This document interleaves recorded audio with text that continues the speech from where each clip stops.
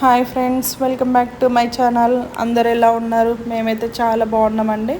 Morning ఇప్పుడు time 7 అవుతుంది. Terrace పైకి వచ్చాను. చూడండి, ఎటు సైడ్స్ చూసినా బిల్డింగ్సే కనిపిస్తున్నాయి. అన్నీ ఏ కొండలు, ట్రీస్ కానీ ఏం కనిపించట్లేదు. 4 సైడ్స్ బిల్డింగ్సే కనిపిస్తున్నాయండి. అప్పుడు ఒక ప్రోవర్బ్ ఉండేది కదండి, ఇసుకేస్తే రాలనంత జనం ఉండేవాళ్ళని. ఇప్పుడు చూడండి, ఇసుకేస్తే రాలనంత బిల్డింగ్స్ ఉన్నాయి. ఎటు చూసిన బిల్డింగ్సే కనిపిస్తున్నాయి. సన్ రైజ్ చూడండి ఎంత మంచిగా అవుతుందో. సన్ రైజ్ ఆ బిల్డింగ్స్ పైన పడుతుంది ఇప్పుడే.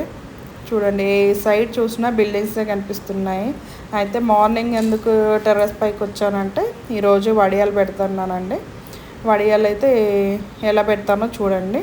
ఇప్పుడైతే బియ్యపిండి వడియాలు పెడుతున్నాను. దీనికి రాత్రి బియ్యం నానబెట్టేసుకోవాలండి. బియ్యం నానబెట్టేసుకొని మార్నింగ్ దాన్ని మిక్సీ పట్టేసుకోవాలి. కొంచెం దోశ బ్యాటర్ లాగా పట్టేసుకోవాలండి మిక్సీ. దానికి సరిపడా వాటర్ పోసి ఉడకబెట్టేయాలి. ఉడకబెట్టేటప్పుడు దానికి సరిపడా సాల్ట్, నువ్వులు, వాము వేసుకోవాలండి. నువ్వులు వేసుకుంటే మంచి టేస్ట్ ఉంటుంది. వాము ఫర్ డైజెషన్. అయితే ఇప్పుడు ఈ పిండి చాలా వేడిగా ఉంది, అందుకే స్పూన్తో పెట్టేస్తున్నాను. ఇంకా ఈ మురుకులు ప్రెస్ చేసేది ఉంటుంది కదండి, దాంట్లో పెడుతున్నాను. ఇప్పుడు నేనైతే ప్లాస్టిక్ షీట్ పైన పెడుతున్నానండి. ప్లాస్టిక్ షీట్ పైన ఎందుకు అంటే ఈజీగా మనం తీసేసుకోవచ్చు. ఇప్పుడు ఈ ఎండకి ఈవినింగ్ వరకల్లా ఈ వడియాలన్నీ ఆరిపోతాయండి. ఈజీగా మనము ఈ ప్లాస్టిక్ షీట్ పైన నుంచి తీసుకోవచ్చు. చాలామంది కాటన్ శారీస్ పైన కూడా పెట్టుకోవచ్చు. కాకపోతే రిమూవ్ చేసుకోవడం, వడియాలు తీయడం కొద్దిగా కష్టం. వాటర్ పోసుకొని అలా తీయాలండి. ఇవైతే ఈజీగానే ఆరిపోయాయంటే ఈజీగా వచ్చేస్తాయి. చూడండి ఎంత మంచిగా వస్తున్నాయో వడియాలు. వేడిగా పిండి ఉంది కాబట్టి ఈజీగా ప్రెస్ చేస్తున్నానండి, ఈజీగా వచ్చేస్తున్నాయి. అదే కొద్దిగా పిండి చల్లారిందనుకోండి, కొంచెం ప్రెస్ చేయడం టఫ్గా ఉంటుంది. అందుకే ఫాస్ట్గా పెట్టేస్తున్నాను. పిండి వేడిగా ఉన్నప్పుడే త్వరగా అయిపోతాయి కదండి. అయితే చిన్నప్పుడైతే భలే సరదాగా ఉండేదండి. సమ్మర్ హాలిడేస్లలో ఇవన్నీ చేసేవాళ్ళం కదా. అమ్మ పెట్టేది కదా వడియాలు. అప్పుడైతే అమ్మ కాటన్ శారీ పైన పెట్టేదండి. మార్నింగ్ మంచిగా అందరం, నేను, మా చెల్లి, మా తమ్ముడు అందరం ఎంజాయ్ చేసేవాళ్ళమండి వడియాలు పెట్టేటప్పుడు. ఈవినింగ్ కాగానే తీసుకొచ్చి ఎవరు ఫాస్ట్గా ఎన్ని తీస్తారో అని ఫాస్ట్గా పోటీపడి మరీ తీసేవాళ్ళమండి వడియాలు. ఇలా ఈజీగా ఎన్నైనా పెట్టేసుకోవచ్చు అండి. చూడండి మంచిగా వస్తున్నాయి. ఇంకా నేనైతే ఇష్టం ఉన్న షేప్లో పెట్టేస్తున్నానండి. ఇలా రౌండ్గా ఇలానే రావాలని ఏం లేదు. ఇంకా ఒక్కసారి పెడితే ఒక 10 వడియాలు అవుతున్నాయండి. ఇంకా మళ్ళీ తీసేసి మళ్ళీ బ్యాటర్ ఫిల్ చేసేసుకొని మళ్ళీ వడియాలు ప్రెస్ చేసేస్తున్నానండి. ఇలా స్పూన్తో పెట్టేసుకొని ఇంకా ప్రెస్ చేసేస్తున్నాను. ఇవి చాలా ఈజీ అండి, చాలా టేస్టీగా కూడా ఉంటాయి. ఒకసారి ట్రై చేయండి మీరు కూడా. చాలామంది ఈ బ్యాటర్లో సోడా కలుపుకుంటారండి, ఎందుకంటే అవి మంచిగా పొంగడానికి అండ్ క్రిస్పీగా ఉండడానికి. బట్ బియ్యపిండి ఈజీగానే పొంగుతాయండి. దాంట్లో మేమైతే సోడా కలపమండి, సోడా కలపని అవసరం లేదు. చూడండి ఇంకా ఇలా తిప్పేసుకోవడమే, రౌండ్గా తిప్పేసేసుకొని ఇంకా పెట్టేసుకోవడమే అండి. చూడండి మంచిగా వచ్చేస్తున్నాయి అన్ని వడియాలు. ఇంకా షీట్ అంతా ఫిల్ చేసేసానండి. ఇలానే ఇంకా ఫాస్ట్గానే అయిపోయింది. నాకైతే 1 అవర్ 10 మినిట్స్ దాకా పట్టిందండి టైం. నేను కూర్చున్న ప్లేస్లో అయితే ఇంకా ఎండ రాలేదండి, చల్లగా ఉంది. చల్ల గాలి కూడా వస్తుందండి. చాలా బాగుందండి వెదర్. సైడ్కి అక్కడ కాంపౌండ్ టెర్రస్ పై వాల్ ఉంది చూడండి, అక్కడ వరకు ఎండ వచ్చింది. ఇంకా నేను కూర్చున్న ప్లేస్లో రాలేదు. మంచిగా గాలి వస్తుందండి. ఇంకా చల్లగా ఉంది, సమ్మర్ కదా. ఇంకా మంచిగా పెట్టేస్తున్నానండి. కూల్గా ఉంది వెదర్. ఇలా షీట్ అంతా పెట్టేశానండి. నాకు వచ్చిన ఇష్టం ఉన్న షేప్లో పెట్టేసేసాను. మీరు కూడా ఎలా వస్తే షేప్ అలా పెట్టండి. ఏం రౌండ్ రావాలి, ఈ షేపే రావాలని ఏం చూడకండి. చూడండి గిన్నె మొత్తం ఖాళీ అయిపోయింది. ఇంకా కిందికి తీసుకెళ్ళిపోతాను. ఇంకా ఈవినింగ్ వరకు ఇవన్నీ ఆరిపోతాయండి, ఎందుకంటే ఎండ చాలా ఉంటుంది కదా. కిందికి వచ్చేసరికి అమ్మ బ్యాటర్ ప్రిపేర్ చేసేసిందండి ఫర్ బ్రేక్ఫాస్ట్. ఇప్పుడైతే అమ్మ గుంట పొంగనాలు చేస్తుంది. గుంట పొంగనాలకి బ్యాటర్లో టేస్ట్కి సరిపడా సాల్ట్, శనగపప్పు, జీలకర్ర, ఆనియన్స్, పచ్చిమిర్చి, కరివేపాకు వేసుకోవాలండి. ఇలా గుంత పొంగనాల పీటలో కొద్దిగా ఆయిల్ వేసుకోవాలి. ఆయిల్ వేసేసి ఇలా బ్యాటర్ తోటి ఫిల్ చేసుకోవడమే అండి. అవి కొంచెం మగ్గే వరకు మూత పెట్టేసుకోవాలి. ఇది ఎప్పుడు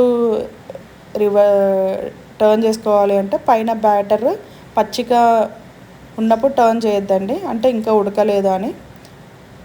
పైన మగ్గాక, బ్యాటర్ మగ్గాక అప్పుడు టర్న్ చేసుకోవాలండి. బ్రేక్ఫాస్ట్ అయితే అయిపోయింది. ఆఫ్టర్నూన్ లంచ్కి అమ్మ చికెన్ ప్రిపేర్ చేసింది. చికెన్ మంచిగా వాష్ చేసేసి దాంట్లోనే కారం, ఉప్పు, అల్లం వెల్లుల్లి పేస్ట్ కలిపి నిమ్మకాయ కూడా కలిపేసి పెట్టేసిందండి. నేను ఇంకా చికెన్ కర్రీలోకి ఆనియన్స్ కట్ చేస్తున్నాను. అండ్ బగారా రైస్ కూడా చేస్తానంట అమ్మ. ఇప్పుడు చూపిస్తానండి ఎలా చేస్తామో. మేమైతే చికెన్లోకి ఇలా ఆనియన్స్ కట్ చేస్తామండి. చిన్నగా కాదు, సన్నగా పొడవుగానే కట్ చేస్తాము. ఇప్పుడు చికెన్ కర్రీ కోసం బౌల్ పెట్టేసేసాను. బౌల్ పెట్టి ఆయిల్ యాడ్ చేసేసానండి. ఇందులోకి మనము మసాలా అవి వేసేసుకుందాం. బిర్యానీ ఆకు, దాల్చిన చెక్క, లవంగాలు, ఇలాచి వేసేసి ఇంకా ఆనియన్స్ కూడా వేసేసి ఆనియన్స్ మగ్గాక కొంచెం పుదీనా వేసేద్దామండి. ఇందాక కట్ చేసేసాను కదండి ఆనియన్స్, అవి కొన్ని అయితే ఆనియన్స్ ఇంకా బగారా రైస్లోకి అలానే ఉంచేసాను. బగారా రైస్ కూడా చేద్దామని పుదీనా కూడా కట్ చేసేసి ఇంకా వాటర్లో వేసి పెట్టానండి. పుదీనా అండ్ కొత్తిమీర కూడా అందులోనే వేసేసాను. ఇవి మంచిగా ఆయిల్లో మగ్గాక అల్లం వెల్లుల్లి పేస్ట్ యాడ్ చేద్దాం. చూడండి ఆయిల్లో అయితే ఇవైతే మంచిగా ఫ్రై అవుతున్నాయి. కొద్దిగా మూత పెట్టేసేస్తే అదే మగ్గిపోద్దండి ఈజీగా. ఈ లోపల మనం బగారా రైస్ కూడా ఇంకో స్టవ్ మీద చేసేసేద్దాం. దాంట్లోకి ఫస్ట్ గిన్నె పెట్టేసి ఆయిల్ యాడ్ చేసేసి దీంట్లోకి కూడా సేమ్ యాజ్ ఇట్ ఈజ్ చికెన్లో లాగానే మసాలా అవి అన్నీ యాడ్ చేసుకోవాలండి. ఫస్ట్ బిర్యానీ ఆకు, దాల్చిన చెక్క, లవంగాలు, ఇలాచీలు వేసేసాను. వేసేసాయి ఇంకా ఆనియన్స్ ఇందాక కట్ చేసి పెట్టుకున్నాను కదండి, అవి కూడా వేసేసి పుదీనా కూడా వేసేసి పచ్చిమిర్చి, కరివేపాకు అన్నీ వేసేసానండి. మంచి ఆయిల్లో ఫ్రై అయ్యాక అల్లం వెల్లుల్లి పేస్ట్ యాడ్ చేద్దాం. ఇందులో కూడా చికెన్లోవి ఆనియన్స్ ఫ్రై అయ్యలేదో చూద్దామండి. ఆల్మోస్ట్ అయిపోయాయి. ఇంకా బగారా రైస్లోకి కూడా పుదీనా వేసేసానండి. ఇప్పుడు బగారా రైస్లో ఇంకా ఆనియన్స్ మంచిగా ఫ్రై అయ్యండి. అల్లం వెల్లుల్లి పేస్ట్ యాడ్ చేసేసి అది కూడా ఫ్రై చేసేసేద్దాము. ఫ్రై చేసేసి ఇంకా వాటర్ పోయడమే. వాటర్ పోసి ఇవి మరగాలండి. మరిగాక సాల్ట్ వేసుకుందాము. టేస్ట్కి సరిపడే సాల్ట్ వేసి ఇంకా మరిగాక రైస్ వేసుకోవడమే అండి. రైస్ యాడ్ చేసేసుకుందాం. ఇప్పుడు చికెన్లోకి అండి ఆనియన్స్ మంచిగా ఫ్రై అయిపోయాయి కదా, అల్లం వెల్లుల్లి పేస్ట్, పసుపు యాడ్ చేసి మంచిగా కలపాలండి. అల్లం వెల్లుల్లి పేస్ట్ ఫ్రై అయ్యాక చికెన్ యాడ్ చేసేసి మంచిగా కలిపేసి ఒక 15 మినిట్స్ సిమ్లో పెట్టేసేయాలండి. సిమ్లో పెట్టేస్తే చికెన్ మగ్గిపోతుంది. చికెన్ మగ్గిపోతే ఇంకా దాంట్లోకి మసాలా యాడ్ చేసుకోవాలండి. చూసారు కదా వాటర్ మరుగుతున్నాయి. మరిగాక రైస్ యాడ్ చేసేసేయాలండి. ఇంకా బగారా రైస్ రెడీ అయిపోయింది. చికెన్ కర్రీ కూడా రెడీ అయిపోయిందండి. దాంట్లోకి నేను ఆనియన్స్ కట్ చేసి పెట్టేశాను. చూసారా, ఇంకా పిల్లలకు పెట్టిచ్చేస్తాను. చూడండి బగారా రైస్ మంచిగా వచ్చింది. మెత్తగా అలా ఏం రాకుండా మంచిగా ఉందండి. ప్లేట్లోకి సర్వ్ చేసుకుంటున్నాను. ఇంకా